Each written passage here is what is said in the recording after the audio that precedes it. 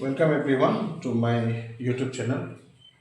Last time, if you remember, हम लोगों ने वैल्यू एडेड मेथड को क्लियर किया था और वैल्यू एडेड मेथड में मैंने सिखाया था आपको कि कैसे हम GDP-M निकालते हैं और GDP-M से कैसे करके हम नेशनल इनकम पे पहुंचते हैं। तो आज का जो डिस्कशन है वो हम इनकम मेथड पे करेंगे। और इनकम मेथड क्या होता है वो हम सबको पता होना चाहिए। इनकम मेथड जो है वो इनकम जनरेटिंग मेथड है। तो इकोनॉमी में कैसे करके हम इनकम जनरेट करते हैं उस पर हमारा डिस्कशन रहेगा आज। और इनकम मेथड से कैसे हम नेशनल इनकम पे पहुंच सकते हैं या हम कैसे निकाल सकते हैं, ठीक है। तो in income method if you see, okay, income method में इनकम जनरेशन कौन करता है? इनकम जनरेशन करता है फैक्टर्स ऑफ प्रोडक्शन, ठीक है। अब फैक्टर्स ऑफ प्रोडक्शन क्या है अगर आपको जानना है तो फैक्टर्स ऑफ प्रोडक्शन होता है लैंड, ठीक है। मैं पहले बता देता हूँ ये क्लियरली। लैंड एक होता है लेबर, दूसरा होता है कैपिटल, ठीक है, कैपिटल, और चौथा होता है एंटरप्रेन्योरशिप या तो ऑर्गेनाइजेशन। ये चार होते हैं फैक्टर्स ऑफ प्रोडक्शन। सो हम नेशनल इनकम में क्या करते हैं, इन चारों का इनकम को ऐड करके हम इनका नेशनल इनकम निकालते हैं, इनका ही इनकम ऐड किया जाता है। तो सबसे सिंपल तरीका है, मतलब मैं ये टॉपिक बता रहा हूँ क्योंकि ये चीज आपको डिटेल्स में समझ में आ जाए। उसके बाद में आप जब नेशनल इनकम करेंगे तो आप कभी गलत करेंगे नहीं और आपका न्यूमेरिकल हमेशा सही होगा। तो जो लैंड है जिसे हम माटी बोलते हैं, लैंड, तो लैंड से क्या इनकम आता है एक आदमी का? लैंड का इनकम हो सकता है रेंट। अगर लैंड है तो घर बनवाइए, भाड़ा दे दीजिए, तो that is an income for which is coming from land. And दूसरा क्या है? दूसरा है रॉयल्टी, ठीक है। रॉयल्टी भी इनकम होता है जो लैंड से ही मिलता है। तो रॉयल्टी क्या है? सपोज पकड़ लीजिए कि आपके जमीन के नीचे कोई खजाना मिल गया, ठीक है, डायमंड मिल गया, गोल्ड मिल गया, कुछ भी मिल गया, तो वो इनकम भी अगर आप घर नहीं बनाते हैं तो आपको रॉयल्टी मिलेगा, ठीक है, रॉयल्टी मिलेगा। तो कहने का मतलब ये है कि जो रेंट है वो क्या होता है? जो माटी है उसके ऊपर आपने घर बनाया और घर से जो इनकम आपका आ रहा है उसको हम बोलेंगे क्या? रेंट, भाड़ा, भाड़ा जो मिल आपको, ठीक है। और रॉयल्टी क्या होता है? इस मिट्टी के अंदर कुछ मिनरल रिसोर्सेस है या कोई रिसोर्सेस है जो आपको बेनिफिट दे रहा है, तो ये हो गया आपका रॉयल्टी और ये हो गया आपका रेंट, ठीक है। तो ये दोनों जो इनकम है, रेंट या रॉयल्टी, दोनों मतलब लैंड से आ रहा है, इसीलिए हम लैंड का इनकम बोलेंगे रेंट या तो रॉयल्टी। अब आप क्वेश्चन करेंगे कि ये रेंट और रॉयल्टी अगर दोनों क्वेश्चन में रहा तो क्या करेंगे सर?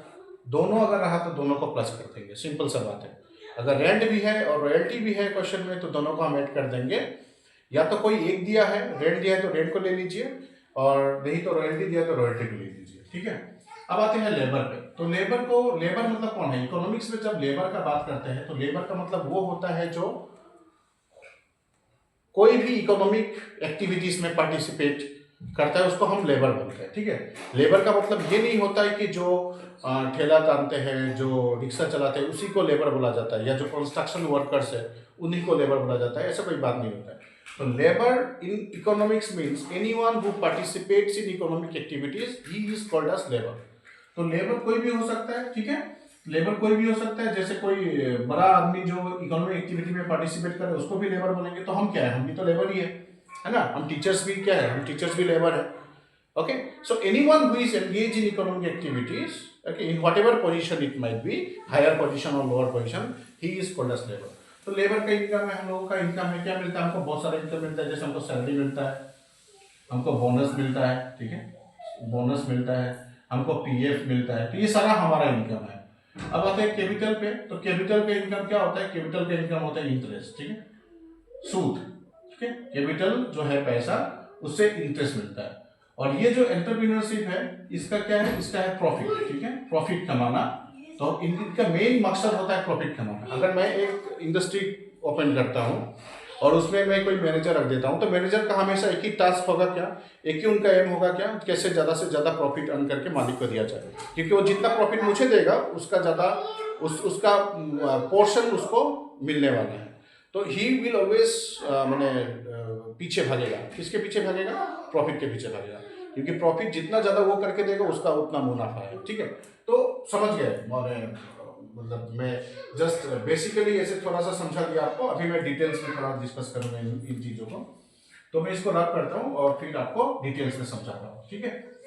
इनकम मेथड में सबसे पहला चीज जो है, आप एग्जाम में जाते ही अगर कोई भी क्वेश्चन आप देख लिया कि हाँ इनकम मेथड का क्वेश्चन है, आपको समझ में आ गया कि no this is income method question, so what you are going to do, you will always start with NDPFC. Remember, हमेशा हमको स्टार्ट करना है एनडीपीएफसी से, तो एनडीपीएफसी से ही स्टार्ट होगा इनकम मेथड, ठीक है। तो एनडीपीएफसी में हम क्या करेंगे, हमको लिखना है सीधा सीई, कुछ नहीं देखना है, CEOSMY, बस इसको याद रखिएगा, CEOSMY, ठीक है। CE मतलब होता है कॉम्पेंसेशन ऑफ एम्प्लॉइज, OS हमारा होता है ऑपरेटिंग सरप्लस, और MY होता है हमारा मिक्स्ड इनकम। तो इस चीजों को हमको याद रखना है, ठीक है। CE मतलब कॉम्पेंसेशन ऑफ एम्प्लॉइज, OS मतलब ऑपरेटिंग सरप्लस, और MY मतलब होता है मिक्स्ड इनकम, ठीक है। तो अब हम क्या करेंगे, देखिए पहला चीज है कॉम्पेंसेशन ऑफ एम्प्लॉइज। तो आप क्वेश्चन में पहले खोजिएगा, ढूंढिएगा कि कॉम्पेंसेशन ऑफ एम्प्लॉइज दिया है कि नहीं दिया है। इन केस अगर आपको लगा, अगर आपको दिखा कि हाँ ये तो है ही नहीं भाई, क्या करेंगे, तो कुछ नहीं करना है, बस इसका पार्ट को ढूंढिएगा, ठीक है। तो इसका कौन सा पार्ट दिया हो सकता है, पहला चीज है वेजेस एंड सैलरीज, ठीक है। Wages and salaries in cash, क्या चीज में, कैश में। कैश में मतलब जो पैसा आपको कैश में मिलता है, ओके, सैलरी मिलता है। जैसे मैं काम करता हूँ एज ए टीचर, मुझे क्या मिलता है, मुझे सैलरी मिलता है। तो पहला चीज जो है वो मेरे अकाउंट में हर एक महीने की स्टार्टिंग में मेरे पास सैलरी आ जाता है, तो वो हुआ पहला चीज जो मुझे मिलता है एज ए कॉम्पेंसेशन। सेकेंड चीज जो मुझे मिलता है सपोज, वो है wages and salaries in kind. ये क्या होता है, wages and salaries in kind क्या होता है, wages and salaries in kind होता है, आप पकड़ लीजिए कि जो बोनस है वो, ठीक है, जो बोनस है उसको बोलते हैं wages and salaries in kind. अब ये जो काइंड वाला चीज है, जो बोनस वाला चीज है, वो तो हमेशा आपको मिलेगा नहीं।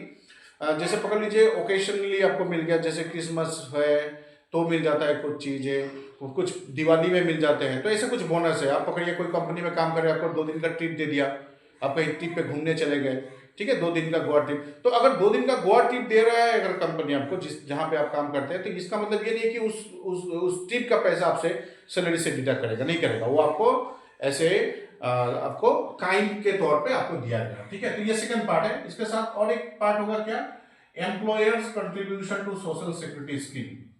एम्प्लॉयर्स कंट्रीब्यूशन, ठीक है, employers contribution to social security समझ लीजिए, सिक्योरिटी स्कीम। तो ये क्या होता है, सोशल सिक्योरिटी स्कीम क्या होता है, मतलब जो वेतन आपको मिलता है, जो सैलरी आपको मिलता है, वो पूरा का पूरा आपको मिलता नहीं है, कुछ पार्ट उसका, कुछ सैलरी का कुछ पार्ट आपका डिडक्ट करके इस वाला चीज में आपको रख दिया जाता है। तो ये आपको कब मिलेगा, जब आप रिटायरमेंट हो जाओगे तब, या आपको 60+ हो जाएगा तब। तो पकड़ लीजिए जो पीएफ है, प्रोविडेंट फंड, ठीक है, वो सारा इसमें आएगा, ठीक है। तो आपका सैलरी अगर 50,000 रुपया है, पकड़ लेते हैं, ठीक है, तो आपको कितना मिल रहा है, सपोज सैलरी आपको पूरा 50,000 नहीं दे रहा है हाथ में, आपको दे रहा है 45,000, बाकी का 5,000 गया कहाँ मेरा, बाकी का जो 5,000 रुपया है वो आपका इसमें आ रहा है, ठीक है। ये आपको मिलेगा, लेकिन अभी नहीं मिलेगा, आपको मिलेगा जब आप 60 ईयर्स के अबव हो जाएंगे तब, ठीक है। तो 45,000 आपका सैलरी, 50,000 सैलरी था, हाथ में आ रहा है 45, 5,000 कहां जा रहा है, employers contribution to social security scheme. अब आप देखेंगे तो ये तीनों चीज हमारा सैलरी का पार्ट हो गया, ठीक है। दोनों चीज, wages and salaries in cash kind और employers contribution to social security scheme, तो ये तीनों चीज सी का पार्ट हो गया, ठीक है। अब आते हैं ऑपरेटिंग सरप्लस में। ऑपरेटिंग सरप्लस में मैंने जैसे सारा इनकम आपको बताया था, पहला चीज हुआ मिट्टी का इनकम, जो कि है रेंट, या क्या बोलते हैं, रेंट या रॉयल्टी, ठीक है।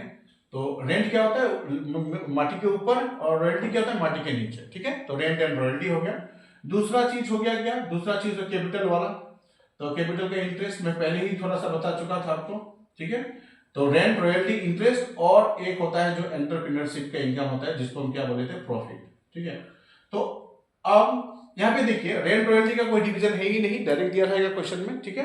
और इंटरेस्ट का भी कोई डिवीजन है नहीं, तो वो भी डायरेक्ट दिया रहेगा आपको। और नेक्स्ट है प्रॉफिट। तो प्रॉफिट का डिवीजन है, ठीक है, इसको रिमेंबर करना है। प्रॉफिट का 3 डिवीजन होता है। क्या क्या डिवीजन होता है, पहला हुआ डिविडेंड,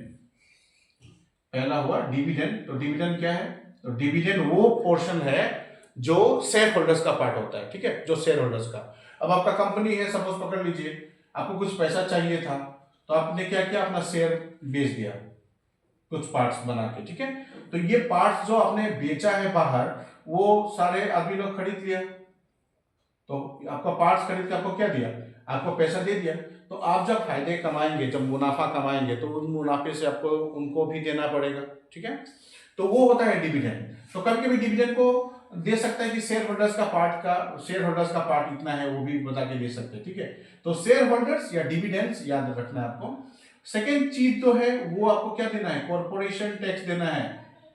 आप कंपनी खोल के फायदे कमा रहे हैं तो आपको टैक्स तो देना पड़ेगा सरकार को, कॉर्पोरेशन टैक्स, ठीक है। तो वो टैक्स हुआ दूसरा पर। तो आप कहां से देंगे ये कॉर्पोरेशन टैक्स, आप देंगे उसको प्रॉफिट से, ठीक है। तो पहला आपने दिया क्या, पहला आपने दिया डिविडेंड जो कि शेयर होल्डर्स का शेयर था। दूसरा आपने क्या दिया, कॉर्पोरेशन टैक्स जो आपको टैक्स देना है। और तीसरा जो है वो है अनडिस्ट्रीब्यूटेड प्रॉफिट, ठीक है।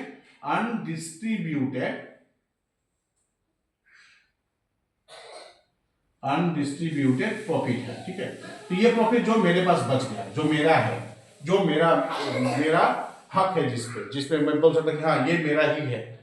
प्रॉफिट जो आया, सारा प्रॉफिट में से मैं किसी को, शेयर होल्डर्स को थोड़ा दे दिया, थोड़ा मेरा कॉर्पोरेशन टैक्स में दे दिया, अब जो बचा वो मेरा है, मैं किसी को नहीं देने वाला, ठीक है। तो ये जो है अनडिस्ट्रीब्यूटेड प्रॉफिट, ये हमारा है। तो कभी कभी अनडिस्ट्रीब्यूटेड प्रॉफिट को रिटेन अर्निंग बोल के भी क्वेश्चन में दे सकते हैं, ठीक है। रिटेन अर्निंग याद रखिएगा, रिटेन अर्निंग ओके, नेम से भी दे सकते हैं। तो रिटेन अर्निंग और अनडिस्ट्रीब्यूटेड प्रॉफिट एक ही चीज है। दोनों क्या है, दोनों है जो प्रॉफिट बच गया, जो प्रॉफिट वो मेरा है, उसको बोलते हैं अनडिस्ट्रीब्यूटेड प्रॉफिट, ओके। अब चलिए लास्ट वाला हमारा है मिक्स्ड इनकम। तो मिक्स्ड इनकम मतलब क्या होता है, मिक्स इनकम होता है मिक्स सब्जी, मिक्स लाबड़ा, ओके। मैं ऐसे क्यों बोल रहा हूं, देखिए जो मैंने यहाँ पे इनकम का बात किया, ये इनकम का बात किया उस इंसानों के लिए, या वो इंसान का इनकम है जो जॉब में है, ठीक है ना। तो जो जॉब में है उनको मिलेगा कैश में, उनको मिलेगा काइंड में, employers contribution to social security scheme, PF वगैरह। तो वो उस बंदे को मिलेगा जो जॉब में है, जो काम कर रहे हैं, ठीक है। लेकिन सारे आदमी तो जॉब करते नहीं है, तो ये जो इनकम है, ये जो बाकियों का इनकम जो बच जाता है, जैसे जो इनकम सेल्फ एम्प्लॉयड पीपल के है, ठीक है। सेल्फ एम्प्लॉयड मतलब वो आदमी जो खुद से दुकान चला रहा है, ओके, जो ठेला लगा के दुकान दे रहा है, तो उसको तो ये सारा चीज नहीं मिलेगा बेनिफिट। तो उनके जो इनकम है वो यहाँ पे आता है, ठीक है। उनका जो इनकम है वो मिक्स्ड इनकम में आएगा। अब हम इसको प्लस कर लेंगे, ठीक है, इनको प्लस कर लेंगे। हमने क्या प्लस किया, सीई ओएस एमआई। सीई में तीन चीज क्या क्या, wages and salaries in cash, जो हमको कैश में पैसा मिल रहा है। सेकंड चीज क्या है, wages and salaries in kind. Kind क्या होता है, जो बोनस में मिलता है हमको, ठीक है। और employers contribution to social security scheme, मतलब जो पैसा हमको पीएफ के तौर पे जो हमारे सेविंग के लिए फ्यूचर में हमको मिलने वाला है वो है। ऑपरेटिंग सरप्लस का तीन भाग क्या क्या, रेंट, इंटरेस्ट एंड प्रॉफिट, ठीक है। ऑपरेटिंग सरप्लस मतलब रेंट, इंटरेस्ट, प्रॉफिट। तो रेंट रॉयल्टी पता है, रेंट मतलब मिट्टी के ऊपर, रॉयल्टी मतलब मिट्टी के नीचे। इंटरेस्ट क्या है, कैपिटल से जो मिलता है। प्रॉफिट का तीन डिवीजन होता है। प्रॉफिट का तीन डिवीजन क्या है, पहला है डिविडेंड, डिविडेंड मतलब वो शेयर होल्डर्स का इनकम, ठीक है। नेक्स्ट है कॉर्पोरेशन टैक्स, अब चलाइएगा फर्म तो आपको टैक्स देना पड़ेगा सरकार को।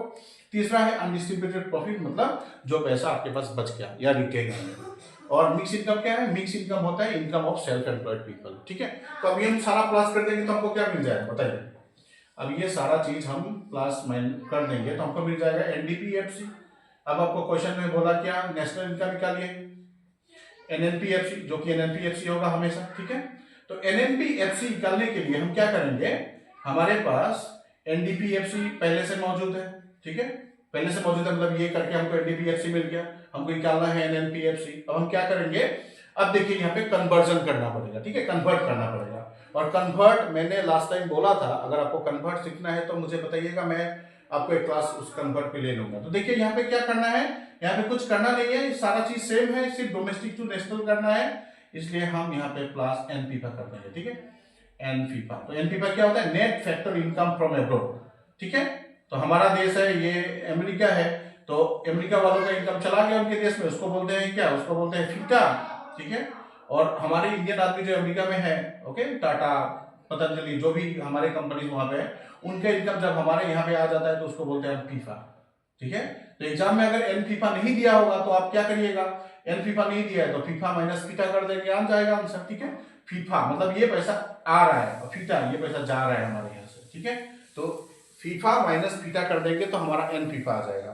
तो एनएलपीएफसी इक्वल्स टू एनडीपीएफसी जो हमको मिला हुआ है यहाँ पे करके, प्लस एन फीफा कर देंगे, हमारा नेशनल इनकम आ गया। ठीक है, तो ऐसे नेशनल इनकम करते हैं। अब ये क्वेश्चन से जो भी पूछे आपको, जीएनपी एमपी पूछे तो ओके, या एनडीपी एमपी पूछे तो ओके, कोई भी क्वेश्चन आपसे पूछता है, आपको पहले स्टार्टिंग करना है एनडीपीएफसी से। तो ऐसे करेंगे तो क्या होगा, आपको करके भी मजा आएगा और आप भूलेंगे नहीं कोई भी स्टेप। ठीक है, तो इसके तो वैल्यू एडेड मैंने सिखाया था पहले आपको, आज इनकम मेथड सिखाया, और नेक्स्ट में मैं आपको एक्सपेंडिचर मेथड सिखाऊंगा। उसके बाद कुछ कैलकुलेशंस पढ़ करेंगे, फिर नेक्स्ट चैप्टर पे मूव आउट करेंगे। ठीक है, hopefully you like the video, please like and subscribe. Okay, और कोई भी अगर आपको परेशानी है मुझे कमेंट करिए, मैं आपको सोल्यूशन दे दूंगा। Thank you so much.